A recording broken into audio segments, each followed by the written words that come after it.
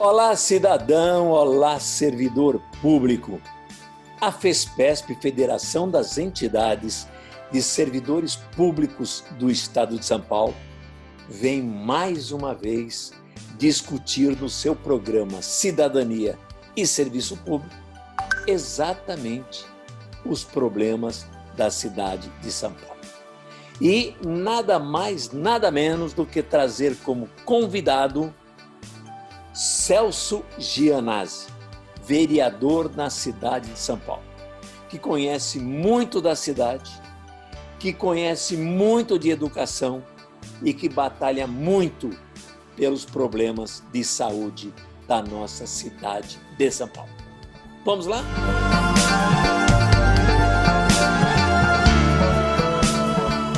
Olá, Celso, tudo bem? Tudo em ordem?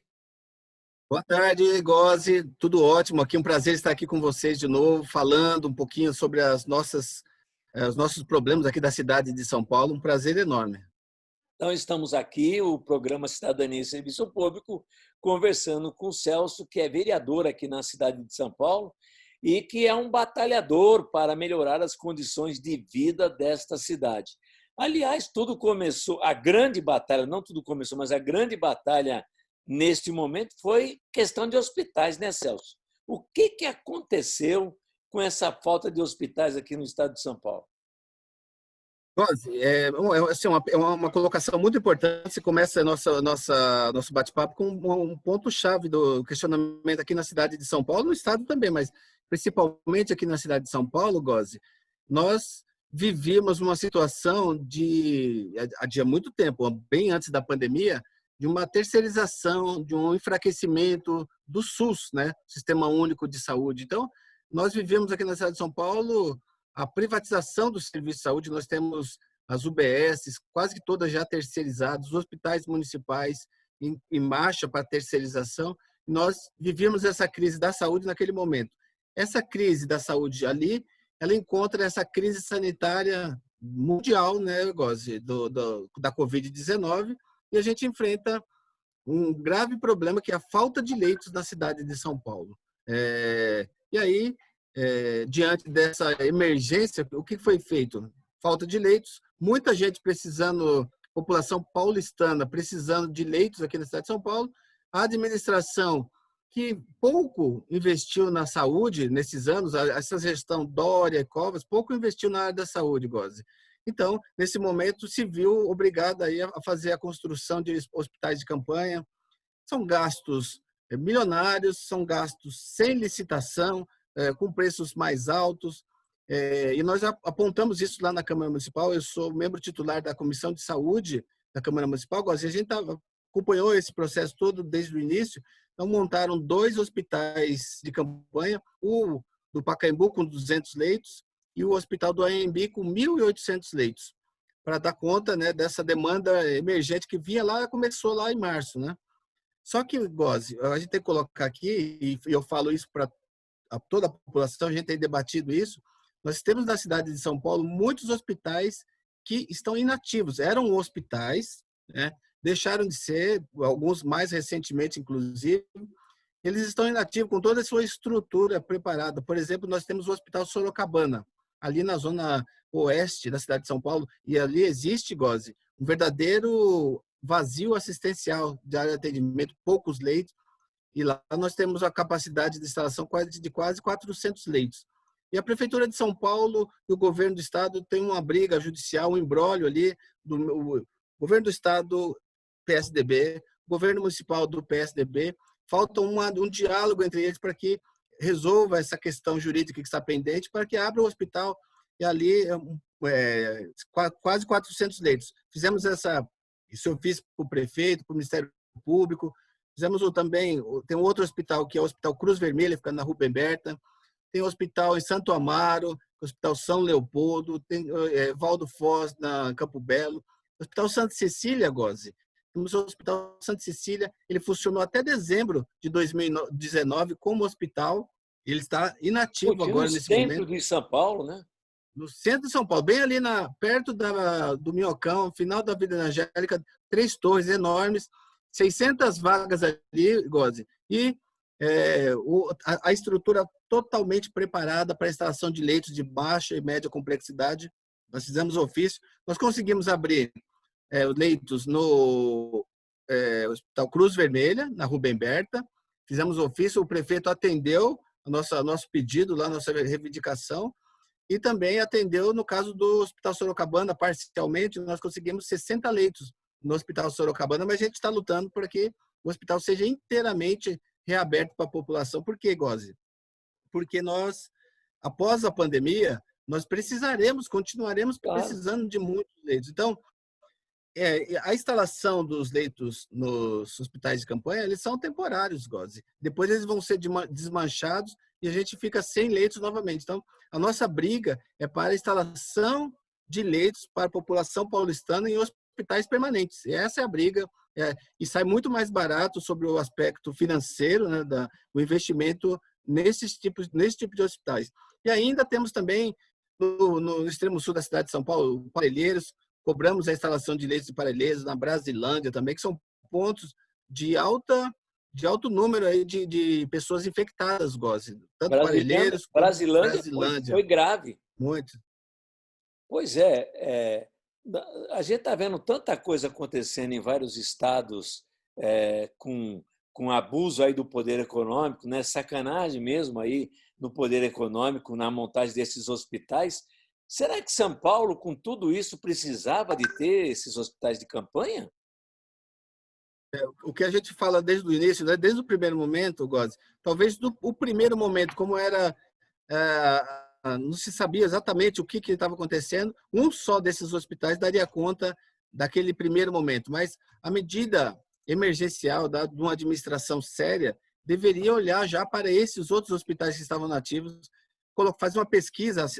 Não é possível, né, Gozi, uma Secretaria Municipal da Saúde da cidade de São Paulo fazer uma pesquisa já dos hospitais que estão inativos, da capacidade de instalação desses novos leitos, para que a população pudesse ser atendida.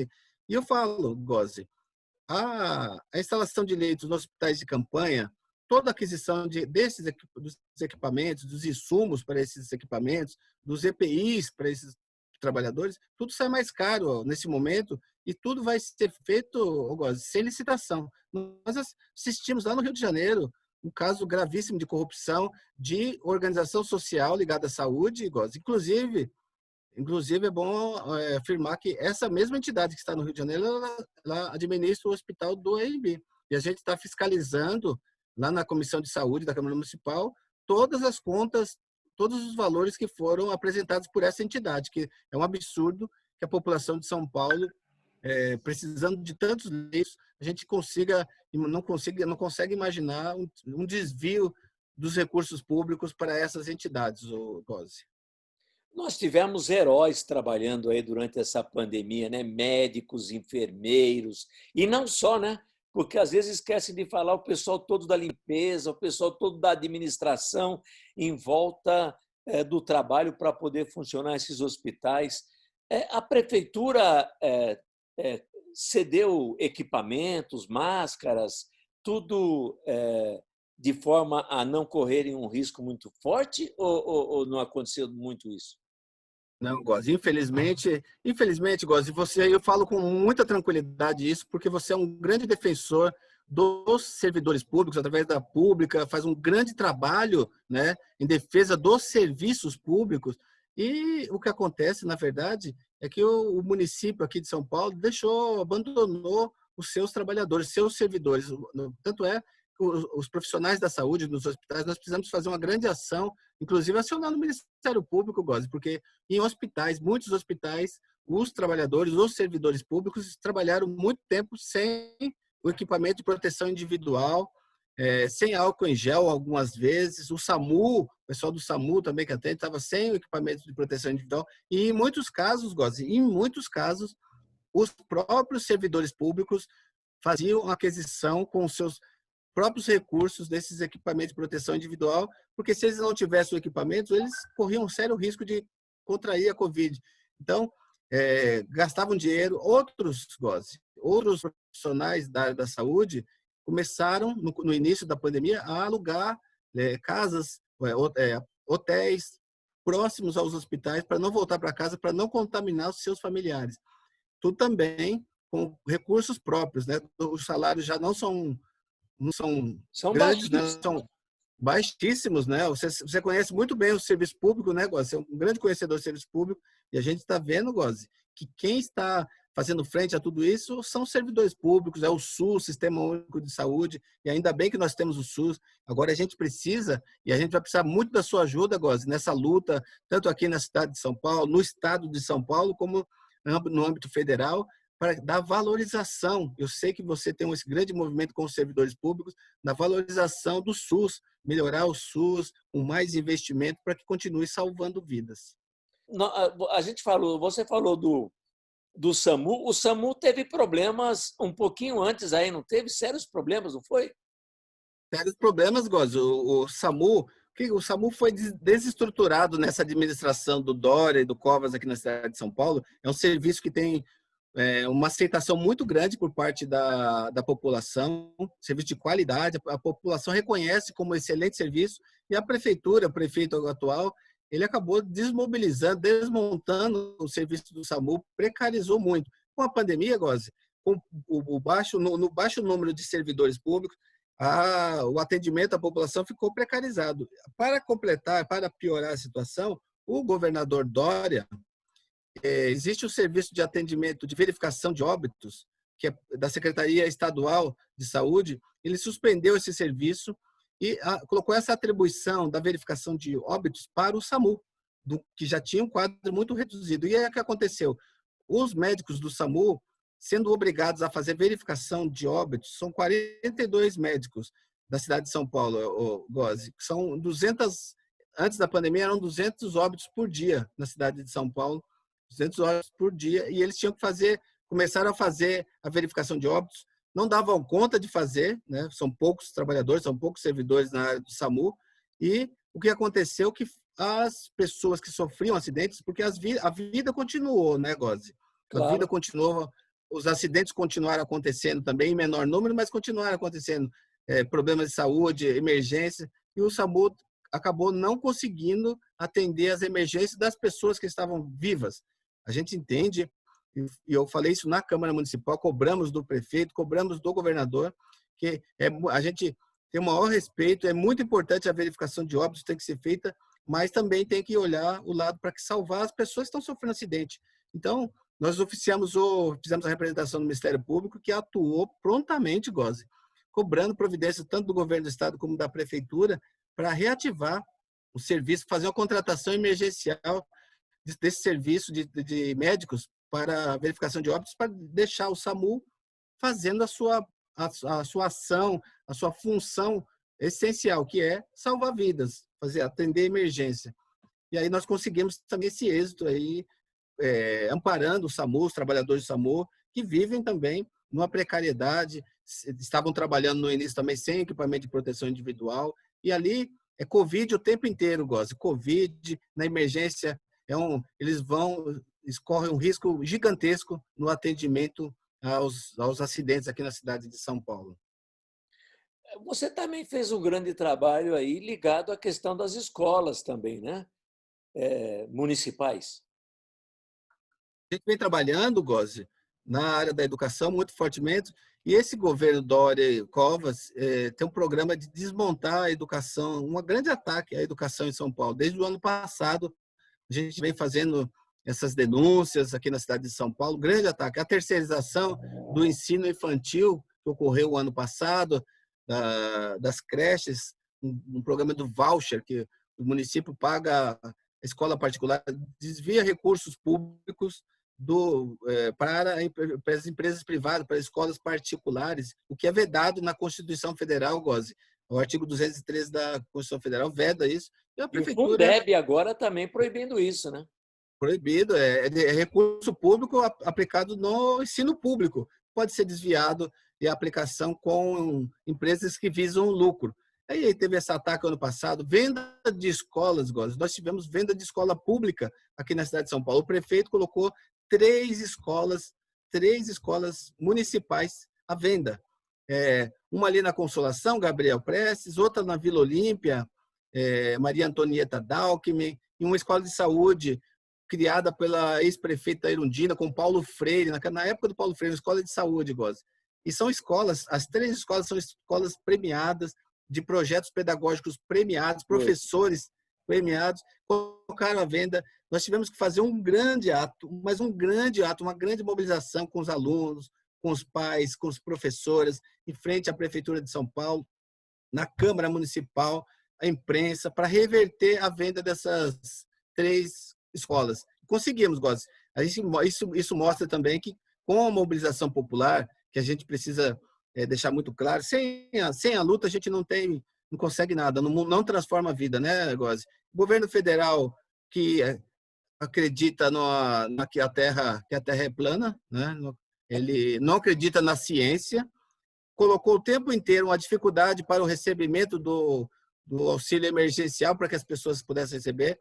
Foi aprovado no Congresso Nacional os R$600, né? Há muito custo, né, Góes? Você, lutador lá, nós sabemos da sua participação através da pública para que esse valor fosse aumentado. O presidente colocou um valor de R$200, com essa intensa luta social dos trabalhadores, dos servidores públicos, dos movimentos sociais. Esse valor foi para R$600, que ainda é pouco. E ainda né, é baixíssimo, né? Ainda é baixíssimo, mas já atendia um pouco. E aí o governo federal, através da Caixa Econômica Federal, criou inúmeras dificuldades para o recebimento desses valores. Muita gente ainda nem recebeu a primeira parcela, porque foram glosados, houve uma dificuldade imensa. Aqui, a nível estadual, o governador Dória e o prefeito Bruno Covas, eles fizeram um discurso correto sobre o aspecto do isolamento social, diferenciando do presidente, que tem uma política, uma necropolítica, política da morte mesmo, genocida. O governador e o prefeito, eles têm um discurso mais alinhado, é um discurso pelo isolamento, só que eles não garantem a condição para que as pessoas possam fazer o isolamento. No governo do estado, o governador Dória, ele cortou o contrato de todos os terceirizados na área da educação, deixando milhares de pessoas, abandonou milhares de trabalhadores na área da educação, né, que prestavam serviços para as escolas estaduais, deixaram na mão no meio da pandemia agora. E essas pessoas precisaram se socorrer do abono emergencial do que nós falamos aqui e ficaram também na mão. Aqui, a nível municipal, nós aprovamos na Câmara Municipal uma lei que permitia que a Prefeitura de São Paulo, Góes, ela mantivesse todos os contratos com os terceirizados, com as empresas terceirizadas de segurança, de limpeza, todas as empresas que prestavam serviços, para que, como contrapartida, o contrato seria mantido, a Prefeitura continuaria pagando os serviços, só que, como contrapartida, essas empresas não poderiam demitir seus trabalhadores. São mais de 120 mil trabalhadores que prestam serviço para a Prefeitura de São Paulo como terceirizados. E fizemos aprovamos na Câmara Municipal essa lei, garantindo aí os 120 mil trabalhadores nesse período, para que eles tivessem esse apoio financeiro, né? Não fosse demitido. A Secretaria Municipal de Educação, a Secretaria Municipal de Assistência Social, eles tiveram um entendimento que, do meu ponto de vista, é ilegal. Eles interromperam o pagamento de algumas empresas e eles pagaram só 30% do salário das pessoas e forçaram essas empresas a se socorrer da MP 936 do governo Bolsonaro e tiveram muita dificuldade. A prefeitura se comprometeu a pagar a diferença, de qualquer diferença, mas eu fiz o questionamento e discuti muito com os secretários, mostrando para eles que, sobre o aspecto previdenciário e do fundo de garantia, os trabalhadores terão um grande prejuízo, a médio e a longo prazo, com esse corte dos salários aqui na cidade de São Paulo. Então, essa situação que nós estamos vivendo. E aí, Góes, chega agora, né, na última quinta-feira, no último dia 16, o prefeito Bruno Covas encaminha à Câmara Municipal um projeto com a mensagem de volta às aulas, preparativos para a volta às aulas. Como todos nós sabemos, o governador João Dória publicou um decreto preparando as escolas para a volta às aulas no próximo dia 8 de setembro, né? Uma estimativa de volta às aulas nesse dia. E nós sabemos muito bem, Góes, nós conhecemos as escolas estaduais, você conhece muito bem também as escolas municipais, também nós conhecemos. A realidade que nós estamos vivendo nas nossas escolas públicas, estaduais e municipais é do verdadeiro caos. Não é a escola que eles estão imaginando, com o protocolo que eles estão imaginando para as escolas. As escolas não têm a mínima condição estrutural, não têm a condição de recursos humanos, Goze. Há um déficit gigantesco, faltam trabalhadores da área da limpeza, há um déficit de servidores públicos em todos os cargos. Então, imaginar uma escola, a volta às aulas, né? Nesse contexto, é uma política, eu falo isso na tribuna da Câmara Municipal todo o tempo, é uma política criminosa, irresponsável. Nós ouvimos, Goze, muitos especialistas, microbiologistas, sanitaristas, médicos especialistas na Câmara Municipal, todos eles foram até a Câmara Municipal e a palavra é unânime, o entendimento é unânime. Não há condições sanitárias sobre o aspecto epidemiológico de volta às aulas. O que está acontecendo é uma aceleração, uma precipitação sobre o aspecto econômico, Goze.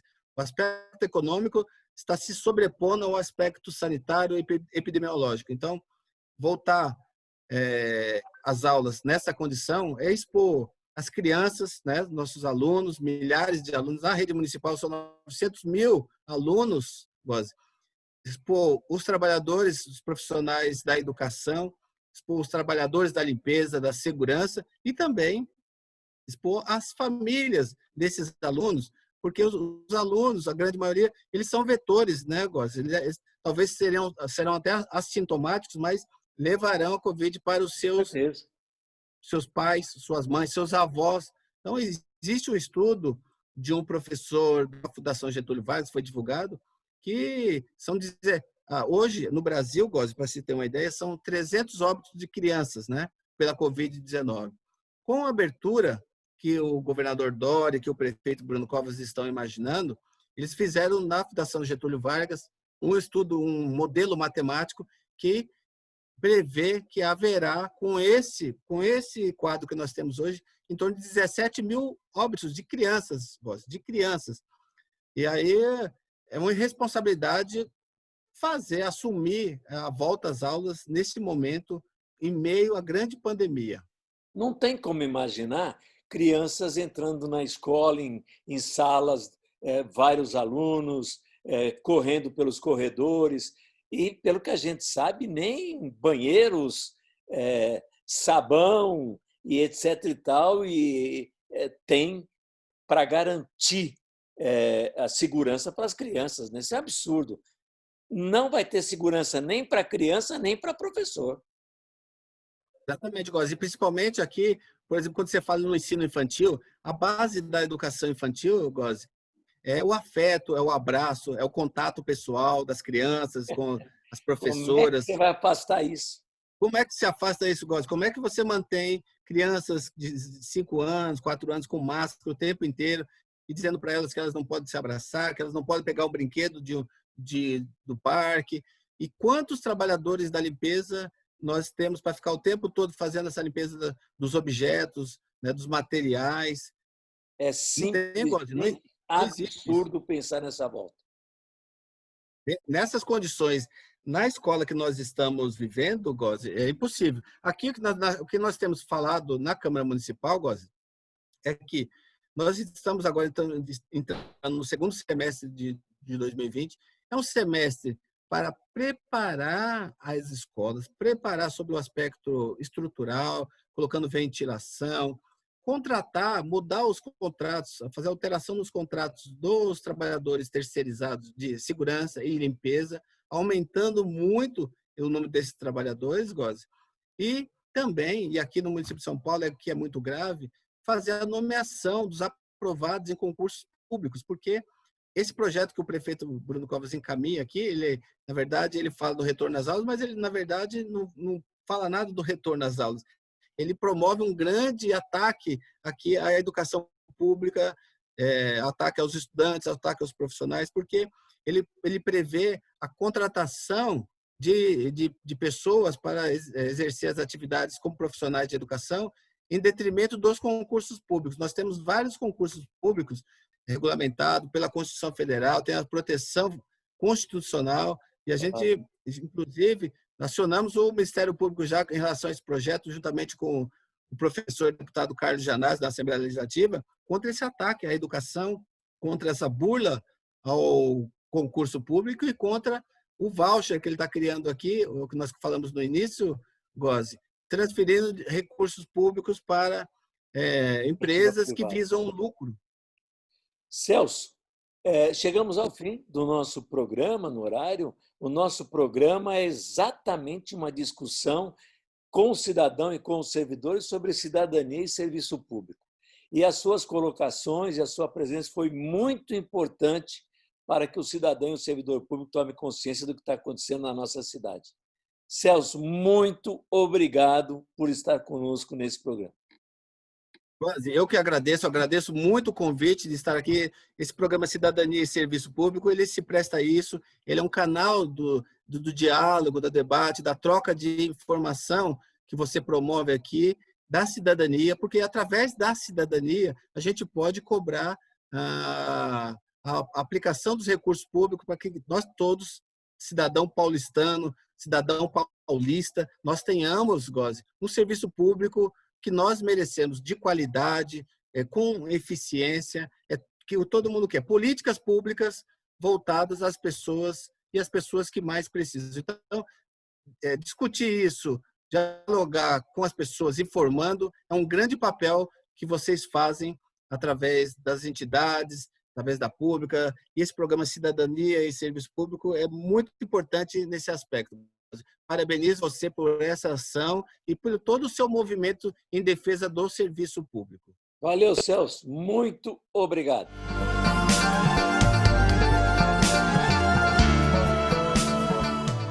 Chegamos ao fim de mais um programa Cidadania e Serviço Público.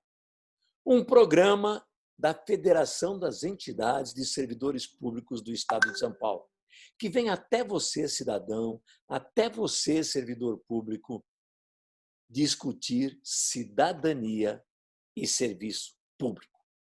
E não se esqueça, aguardamos você no nosso próximo programa. Até lá!